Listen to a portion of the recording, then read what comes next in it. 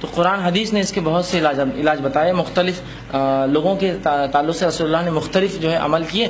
بہرحال جو ہے جو مختصر سی چند باتیں آپ کے سامنے رکھتا ہوں وہ یہ ہے کہ اللہ کے رسول صلی اللہ علیہ وسلم نے فرمایا کہ جو جادو سے بچنا چاہتا ہے تو وہ ہر صبح بعد فجر چوتھا کلمہ جس کو بولتے لا الہ الا اللہ وحدہ لا شریک لہ لہ الملک ولہ الحمد وہو علی کل شیء قدیر، یا یحیی و یمیت بیدہ الخیر بیدک الخیر وہو علی کل شیء، جو بھی الفاظ سے آپ پڑھنا چاہیے دونوں الفاظ ثابت ہیں، آپ پڑھیے۔ چوتھا کلمہ ہی بولتے ہیں نا اس کو، یہ کلمہ جو ہے 100 مرتبہ جو پڑھے، رسول فرماتے اس صبح سے لے کر شام تک جادو اثر نہیں کرتا اس پر، لیکن اللہ پہ توکل، اس پر بھروسہ، مکمل شفا کی امید کے ساتھ۔ یہ نہیں کہ چلو اب سب بول رہے تھے پڑھ لو، اس کے نہیں ہوگی شفا، ٹھیک ہے۔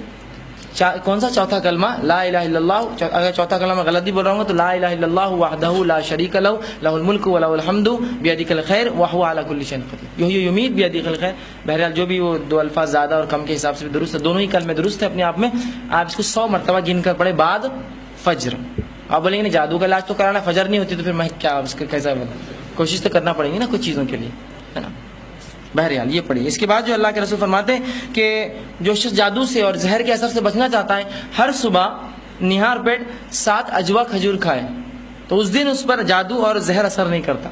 مائلڈ جو ہوتا ہے زہر، آپ بولیں گے وہ اجوا کھائے بعد سلفر اس کو جو ہے سلفر ڈائی آکسائڈ پلانے نہیں مر جائیں گا، اس سے مراد کیا ہے؟ جو زہر ہلکا سا آ جاتا ہے کسی چیز میں انشاءاللہ اس سے اللہ شفا دے دیتا ہے۔ 7 کھجور نہار پیٹ ہر روز صبح اجوا۔ اب علماء نے لکھا اجوا تو ملتی نہیں ہے نا عموماً، یہ شناخت بھی نہیں ہوتی۔ بہرحال جو آپ کے معاشرے میں اجوا سمجھی جاتی ہے اس کو کھا لیجیے، یا کوئی بھی پینٹ کھجور کھائیے۔ اس پہ بھی لوگوں نے کہا کہ پینٹ کھجور بھی چلیں گی کیونکہ اجوا بہت مہنگی ہوتی ہے عموماً، تو کوئی بھی پین کھجور 7 صبح نہار پیٹ ہونی، کبھی بھی صبح جب بھی کھانا کھاتے اس سے پہلے وہ کھائیں، اس سے بھی ایک دن کا ہو جائیں۔ اسی طرح آپ صلی اللہ علیہ وسلم فرماتے ہیں جو شخص رات میں سوئے اور آیت الکرسی پڑھ کر سوئے تو صبح تک 2 فرشتے اس کی حفاظت کرتے ہیں، حتیٰ کہ فجر کی اذان ہو گئی خلاص پھر اس کی حفاظت ختم ہو گئی۔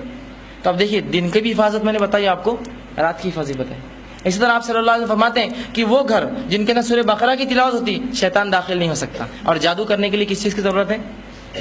شیطان کی ضرورت ہے نا، تو شیطان نہیں آئیں گا تو ظاہر سی بات ہے کیا ہوں گا؟ فرشتے ہی آئیں گے۔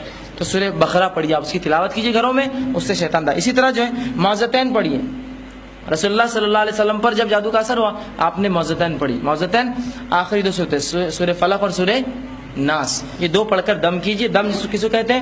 پڑھ کر ایسا پھونکیے کہ تھوڑا تھوک بھی اس میں لعاب نکلے، یا ہاتھ پر کر کے آپ دم کر سکتے، سنت سے یہ عمل ثابت ہے۔ اگر کوئی شخص بہت زیادہ بیمار ہو تو کوئی دوسرا آدمی بھی دم کر سکتا ہے پڑھ کے۔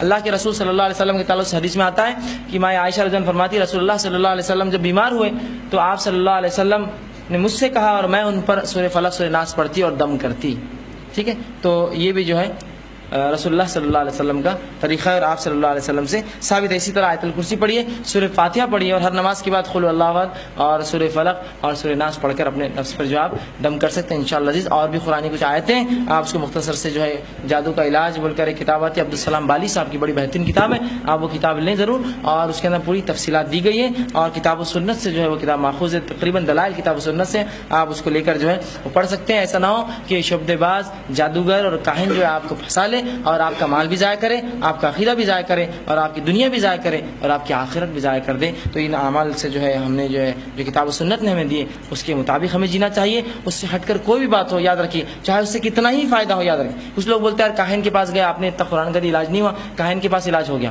تو یاد رکھیے کاہنوں اور جادوگروں کے پاس علاج ہوتا ہے، اور اس سے اچھا علاج چرچوں میں ہوتا ہے، معلوم آپ چرچ میں جائیے، آپ مندروں میں جائیے، اس سے جلدی علاج ہوتا ہے بنسبت درگاہوں میں جتنے جلدی ہوتا ہے۔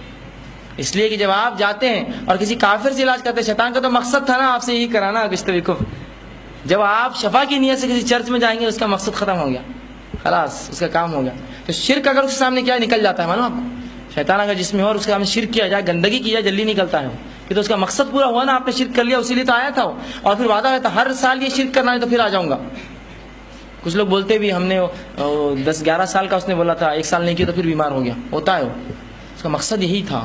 جناب اگر کتاب و سنت کے مطابق کرتے، اپنا عقیدہ درست کرتے اور اس کے بعد علاج کرتے، انشاءاللہ العزیز سے شفا ہوتا، اور آپ کی دین اور دنیا اور آخرت سب کچھ جو ہے انشاءاللہ باقی رہتا۔ بہرحال یقیناً میں یہ تو نہیں کہوں گا کہ میں نے اس کا حق ادا کیا، مختصر سی چند باتیں رکھنے کی کوشش کی۔